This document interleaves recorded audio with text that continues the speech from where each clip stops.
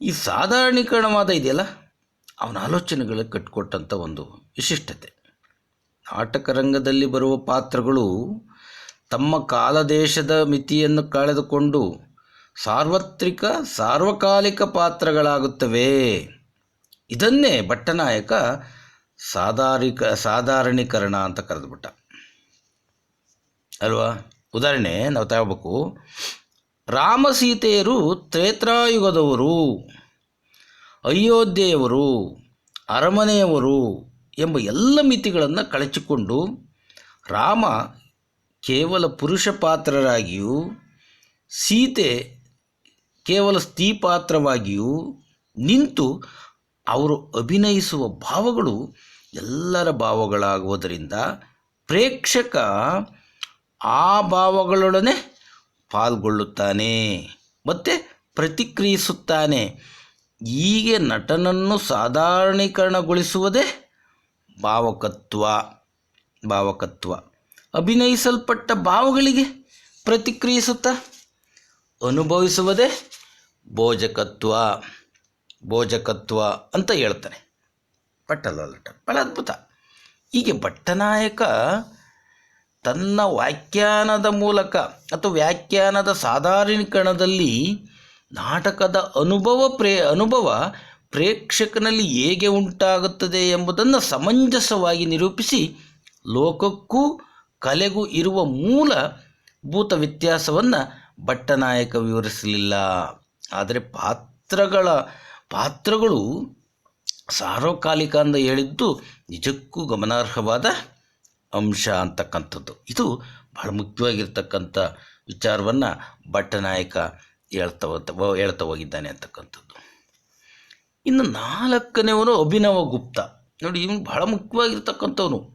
ಅವನು ಪ್ರತಿಪಾದಿಸಿದ್ದು ಅನುಭೂತಿವಾದ ಅಂತ.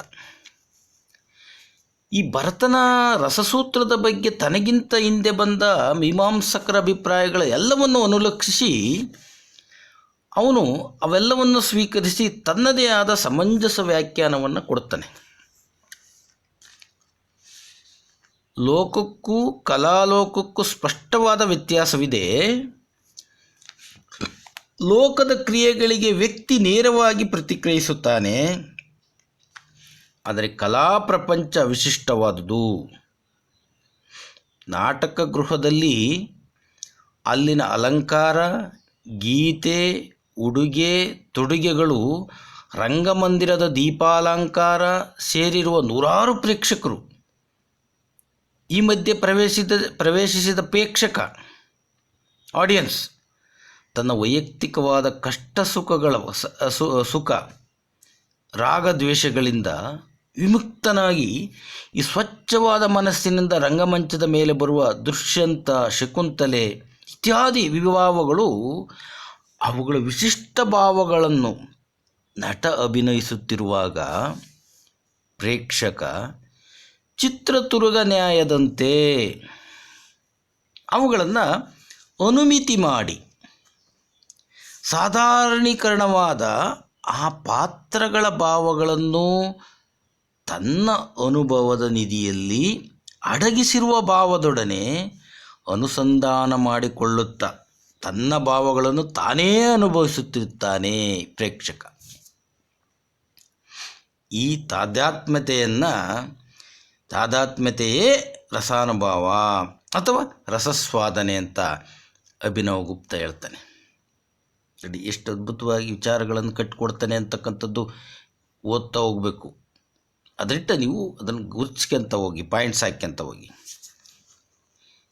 ರಂಗಮಂಚದ ಮೇಲೆ ನಡೆಯುವ ಭಾವಗಳು ಸ್ವಚ್ಛಂದವಾಗಿ ಪ್ರೇಕ್ಷಕನ ಹೃದಯದಲ್ಲಿ ಪ್ರತಿಫಲಿಸಿದಾಗ ಆ ಹೃದಯ ನೀಡುವ ಪ್ರತಿಕ್ರಿಯೆ ರಸಾನುಭವ ಎಂಬುದು ಅಭಿನವ ಗುಪ್ತನ ವಿಚಾರ ಲಹರಿಯಾಗಿದೆ. ಇಲ್ಲಿ ಮುಖ್ಯವಾಗ್ತಾ ಹೋಗುತ್ತೆ ಅಂತಕ್ಕಂಥದ್ದು. ಇವರು ಈ 4 ಜನ ಪ್ರತಿಪಾದಿಸಿದ ರಸಾನುಭವದ ವಿಶ್ಲೇಷಣೆ ಇದೆಯಲ್ಲ, ಇದು ಬಹಳ ಮುಖ್ಯ. ವಿಭಾವಾನುಭಾವ, ವ್ಯಭಿಚಾರಿ, ಸಂಯೋಗಾದ್ರಸ, ನಿಷ್ಪತ್ತಿ. ಈ ಹೇಳಿಕೆಗೆ ಈ 4 ಜನ ನೀಡಿದ ವಿಶ್ಲೇಷಣೆ ಸಿದ್ಧಾಂತ ತುಂಬ ಪ್ರಮುಖವಾಗಿರ್ತಕ್ಕಂಥದ್ದನ್ನ ನಾವು ಗಮನಿಸಿದ್ದೇವೆ. ಇದು ಬಹಳ ಮುಖ್ಯವಾಗಿರ್ತಕ್ಕಂಥದ್ದು ಅಂತ.